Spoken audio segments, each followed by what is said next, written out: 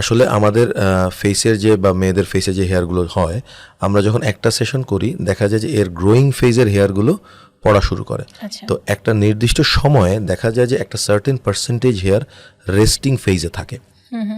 এই কারণেই 4 সপ্তাহ পর পর কয়েকটা সেশন নিতে হয়। এটা ডিভাইস ভেদে বা পেশেন্টের কন্ডিশন ভেদে ডিফার করে।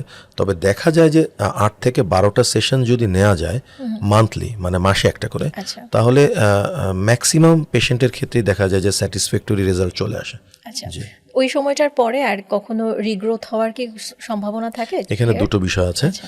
যদি হরমোনাল না হয়, ফ্যামিলিয়াল ক্ষেত্রে সাধারণত দেখা যায় যে রিপিট হওয়ার সম্ভাবনা খুব কম, আচ্ছা। নাই বললেই চলে।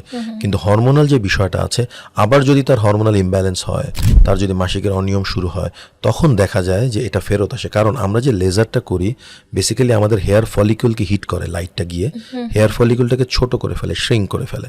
এটা পার্মানেন্টলি ডিস্ট্রয় করতে পারে না। আচ্ছা। সো এখন এটাকে হেয়ার রিডাকশন বলে, নট এলিমিনেশন। অর্থাৎ আমার হেয়ারের ফলিকুলটাকে এতই ছোট করে ফেলে, ইনঅ্যাক্টিভ করে ফেলে যে আমার হেয়ারগুলো ছোট হয়ে যায়, যেটাকে ওই আমরা বাচ্চাদের গায়ে যে হেয়ারগুলো থাকে ঠিক ওই রকম আমরা ভেলাস হেয়ার বলে থাকি। আচ্ছা, আচ্ছা। তো এরপরে যদি আবার ওই হরমোনাল ইমব্যালেন্স হয়, তখন দেখা যায় যে ফলিকুল আবার রিজেনারেট করে আবার গজাতে পারে। এই বিষয়টা আমরা পেশেন্টদেরকে বলে দিই।